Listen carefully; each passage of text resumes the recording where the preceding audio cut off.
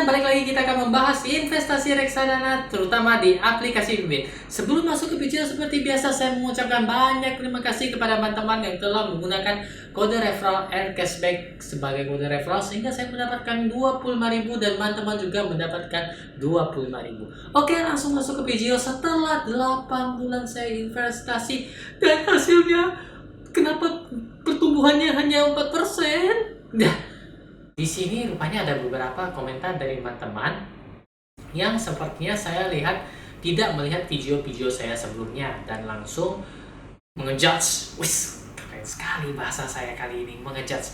Maksudnya langsung menarik kesimpulan bahwa pertumbuhan reksadana saya ataupun investasi reksadana di aplikasi Bibit itu kurang bagus atau kurang baik. Karena ketika mungkin saya menangkapnya ketika mereka membuka video saya, langsung dia melihat layar saya dan hanya melihat portofolio utama saya. Oke, jadi teman-teman kita akan membahas satu persatu pertumbuhannya.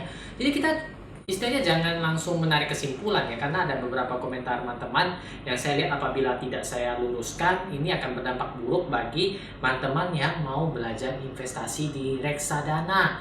Karena menurut mereka, wah itu dananya 30-an juta, hanya berapa persen segitu aja. Wah, kasihan sekali, penting nggak usah atau apa. Nah, jadi di video kali ini saya akan mencoba sharing bersama agar teman-teman juga terbuka wawasannya perihal investasi ya teman-teman ya. Setidaknya dasar-dasarnya saja ya. Oke, kita langsung seperti biasa, kita munculkan layar bibitnya di sini. Oke. Nah, jadi mungkin di teman-teman yang komentar itu maksudnya ini, nah portofolio saya kan 36 juta sekian ya. Itu imbal hasilnya 4% dan ini sudah 8 bulan saya investasi di reksadana Bibit. Katanya menyedihkan banget seperti itu. Saya juga agak mau komentar, saya juga nggak enak, tapi kayaknya dia baru nonton video saya yang kali itu dan langsung mengejudge atau menarik kesimpulan bahwa pertumbuhan di reksadana ini kurang bagus. Nah teman-teman, sekali lagi jangan langsung menilai atau dari portofolio awal ini, karena ini adalah jumlah semua portofolio yang ada di reksadana Bibit saya ya teman-teman ya.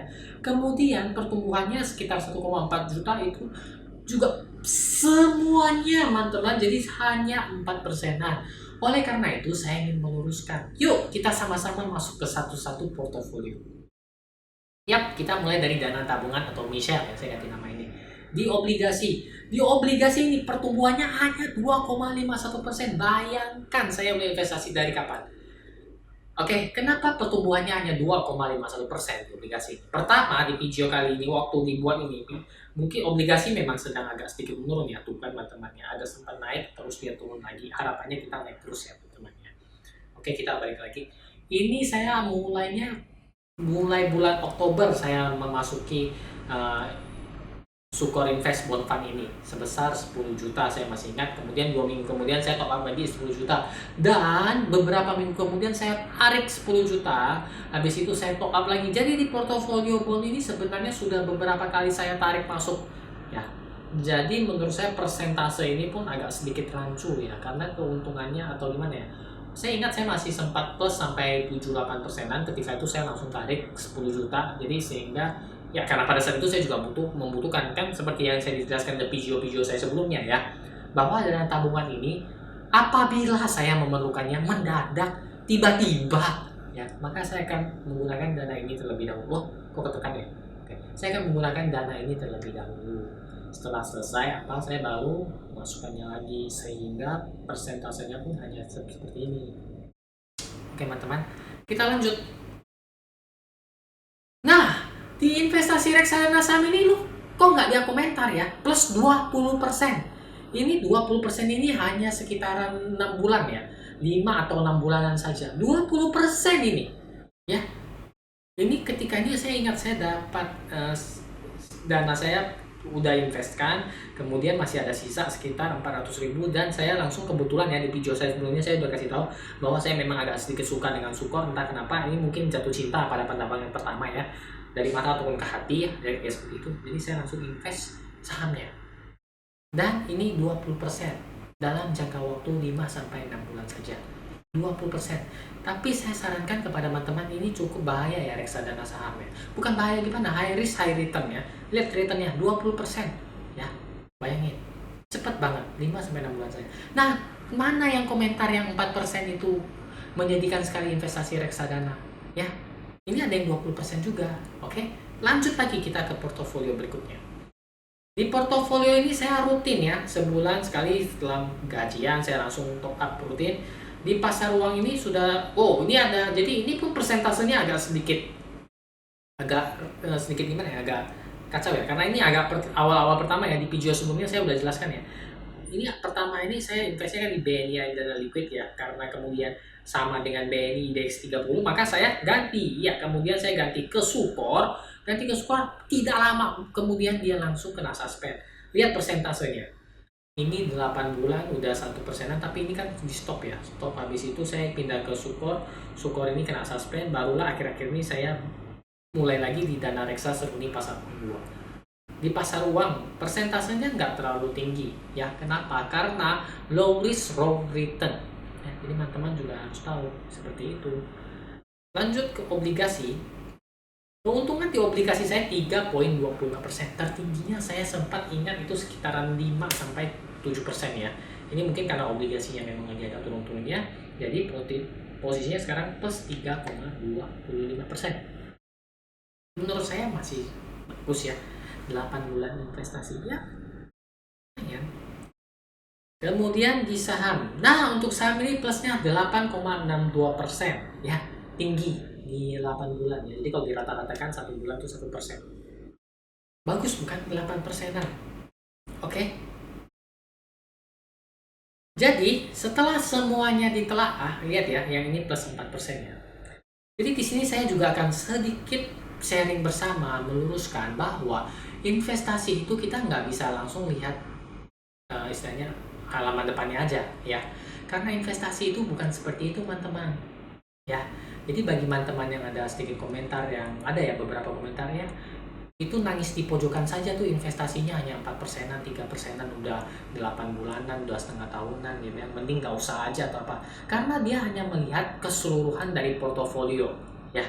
Jadi kita udah bedah sama-sama ya, ada yang plus 2%, ada yang plus 20%, ada yang plus 8%, ada yang plus 1%, ada plus yang 3% ya, selama 8 bulan ini. Jadi persentasenya juga berbagai macam, tergantung dari jenis reksadananya. Maka dari itu saya akan sedikit sharing ya.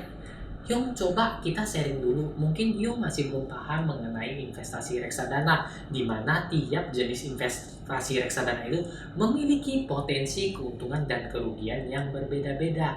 Seperti itu ya. Tapi dia sudah nggak mau sharing lagi, mungkin ya dia memilih investasi lain yang lebih menguntungkan ya, seperti itu.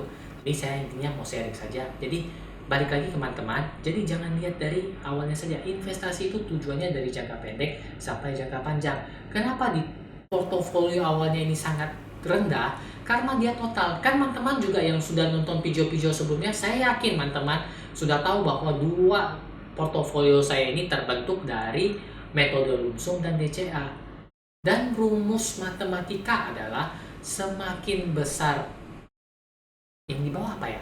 Penyebut ya. Semakin besar penyebutnya, maka otomatis persentase semakin kecil ya.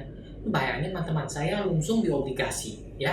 Habis itu yang rutin saham ada beberapa sekali masuk dana, yang kemudian rutin juga di BNI IDX. Jadi kalau dibagi total keuntungannya, kita ngambil gini, kita ngaduk-ngaduk semua, terus kita bagi dengan yang lumsum yang gede itu, otomatis persentasenya akan sangat kecil.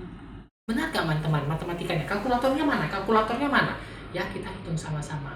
Jadi saya mau meluruskan di sini juga supaya teman-teman yang baru belajar, istilahnya baru terjun ke dunia investasi reksadana, juga mengerti bahwa reksadana memiliki potensi keuntungan masing-masing yang disertai dengan risikonya. Seperti reksadana saham tadi kan sampai plus 20% loh. Ya, itu mungkin hanya sekitar 5 atau 6 bulan saja saya investnya. 20%. Tapi ingat, itu high risk high return. Nah, berbalik dengan reksadana pasar uang yang hanya baru tumbuh 1%-an ya.